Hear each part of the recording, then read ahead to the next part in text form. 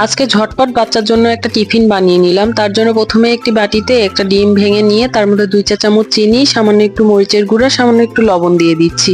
দিয়ে এটাকে সামান্য একটু ফেটিয়ে নিতে হবে। আর ডিমটা ফেটা হয়ে গেলে এর মধ্যে সামান্য একটুই দুধ দিতে হবে, খুব বেশি দুধ দেওয়া যাবে না। আর দুধটা দিয়ে এবার একটি তাওয়াতে তেল গরম করে নিচ্ছি। তেলটাও অল্প দিতে হবে।